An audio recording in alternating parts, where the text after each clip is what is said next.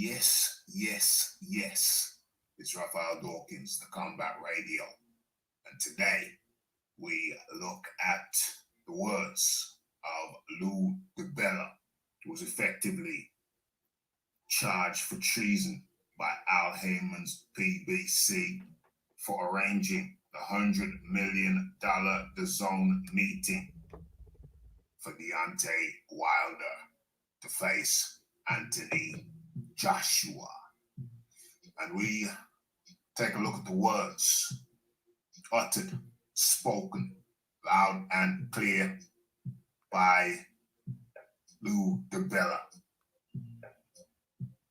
It hinted at it before, and common sense had pointed us in the right direction when we noticed that immediately after Lou Dibella arranged the Dazn meeting for Deontay Wilder to face Anthony Joshua. We noticed immediately after that there was no more association, interaction with the PBC and Lou Dibella. So you didn't have to be a rocket scientist. You didn't have to be a brain surgeon. You didn't have to be a genius to realize that Lou Dibella had been exiled by the PBC for bringing Deontay Wilder the best offer he had ever received. Probably the best offer he had ever even dreamed of. We know that Deontay Wilder seriously considered the offer. Deontay Wilder went on a very large boxing channel and said words to the effect of, I've got 2 families I'm running. I got 2 households to pay for. I got kids. I got to secure their future. I got to secure my generational wealth. And at that point, we thought to ourselves, it's only a matter of time before we get the news that Deontay Wilder had signed. But it never happened. Never happened. So what happened between that and Deontay Wilder declining the offer? And why was Lou Dibella exiled? Okay, without much further ado, let's hear the words from the man himself. Lou Dibella, over to you. I've answered that question a gazillion times before. I know. Everyone knows I'm not working with Deontay, and I haven't been shy about it. My relationship professionally as a promoter for Deontay and working with his team ended when I set up the Dazn meeting, which is also perverse. What did I do? I tried to talk to everyone in the marketplace and make a best effort to make the most money for a guy that I cared about and I worked with. Isn't that what I'm supposed to do? And so, you know what? I mean, I had a decent run with Deontay. I have nothing bad to say about him. I wish him and his family well. If I see him, I'll say hi. I don't think he has a bad word to say about me. And then we'll...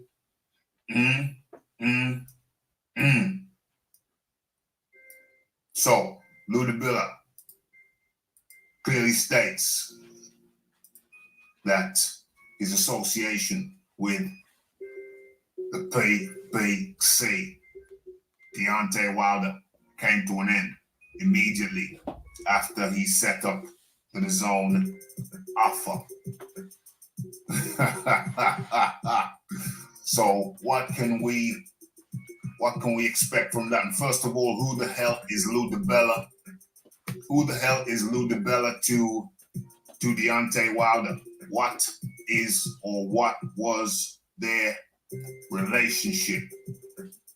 Okay, and in this article from 2016, written by our friend Joe Habib, on behalf of the Boxing Voice, in this article, Lou Dibella states his relationship with Deontay Wilder. Let's take a look. In closing, hold on. Even better still, I just realized the paragraph above is also applicable and germane to the topic. Dibella went on to say, to explain the reason why he has been involved with so many PBC shows since the series inception. I can't do business with HBO. They're not calling me for my fighters. Believe me, I've attempted to call them many, many times. In closing, when asked if his most lucrative shows are the ones he does with PBC, Dibella answered, I promote Deontay Wilder. So when Deontay Wilder fights, I do well, particularly when I can put 13,000 people in the Barclays Center in Brooklyn. So what is the germane line there?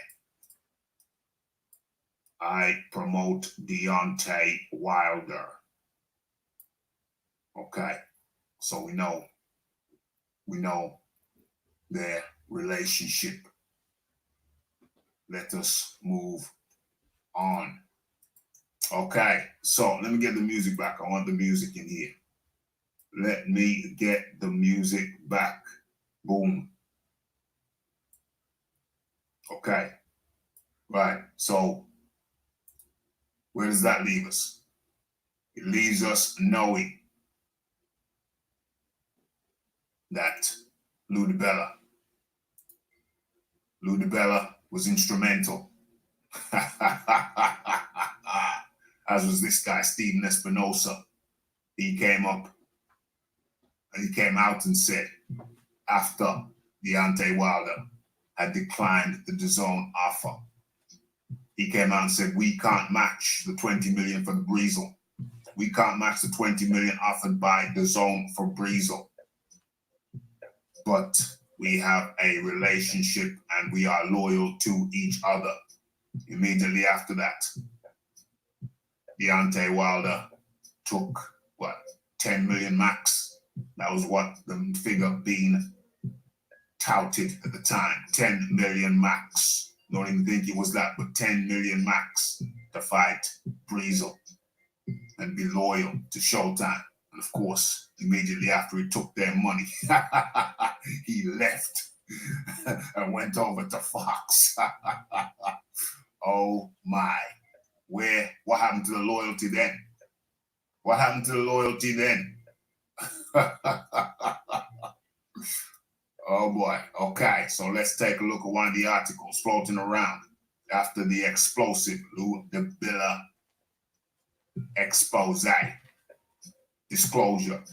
First time he made it official. We all knew it. We all suspected it. It was obvious, but he never really uttered that sequence of words before, which made it clear that he was banished, exiled for doing the best for the fight for a fighter he was promoting. Let's be clear, that's what Lou Dibella did. He tried to get the best deal, and he did get the best deal for Deontay, the Bronze Bomber Wilder. But clearly, the best deal for Wilder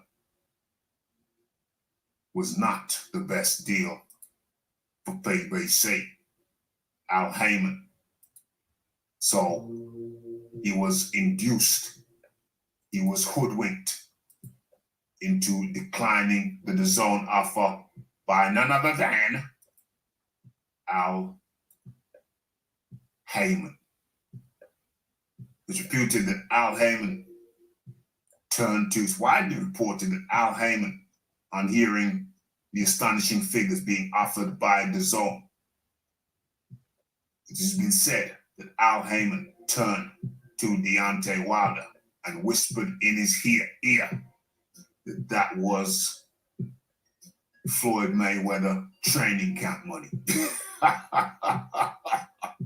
That was Floyd Mayweather's training camp money. And at that point, he put Deontay Wilder in a position where if he accepted the Dazn offer, he would have been made to look like a chump for accepting what Al Heyman suggested to him was chump money. Al Heyman suggested to Deontay Wilder that if he accepted the Dazn offer, life-changing offer, generational wealth offer, that he would effectively be accepting chump change, and as such was nothing but a chump himself. Those were the mind games played by PBC head honcho Al Heyman. He hoodwinked him. He shamed him. He shamed Deontay Wilder into declining the best offer of his life, and perhaps the best offer that he will ever receive in his life. A bird in the hand is worth two in the bush. Deontay Wilder got hoodwinked by Al Heyman into declining generational wealth. Dibella got paid on the basis of bringing Deontay Wilder the best money, putting the best money on the table in front of Deontay Wilder. The more money he put on the table or was able to arrange, procure, secure for Deontay Wilder, is the more money he would get himself. But he got hoodwinked by Al Heyman. Shame on Deontay. Shame on Al Heyman. But Al Heyman was only doing what was best for him. It was Deontay Wilder's job, role, to know which guy had his best interests at heart. He should have known it was Lou Dibella, but he got hoodwinked. Okay, so boxing news. Deontay Wilder's former promoter, Lou Dibella, claimed he was exiled after setting up the Dazn meeting for the Anthony Joshua fight. Okay, 29th of January, 2020. So, Deontay Wilder's former promoter, Lou Dibella, has come out and explained the circumstances of his split with the WBC heavyweight champion. The soon-to-be Hall of Fame promoter and ex-network executive worked as part of the Americans team for all of his fights after his move from Golden Boy to join Al Heyman's PBC. Okay, with Al Heyman masterminding things as Wilder's advisor and Shelley Finkel remaining as manager, co-manager, one of his managers, Dibella took the promotional role for the title defenses between 2015 and 2018. However, following the draw with Tyson Fury in December 8, 2018, Dibella then made an incredibly bold move, which he insisted ultimately cost him his position. In the early 2019 stage of negotiations for a potential clash with Anthony Joshua, the Brits' new big spending US broadcaster, Dazn, emerged on the scene and wanted to host the fight. This conflicted with Al Heyman, though, who has US broadcast deals with Showtime and Fox. Okay, so let's not make this a long thing. Let's get to the pertinent point. My relationship professionally as a promoter for Deontay Wilder and working with his team ended when I set up the Dazn meeting, which in itself is perverse. What did I do? I tried to talk to everyone in the marketplace and make the best effort to make the most money for a guy that I cared about. Isn't that what I'm supposed to do?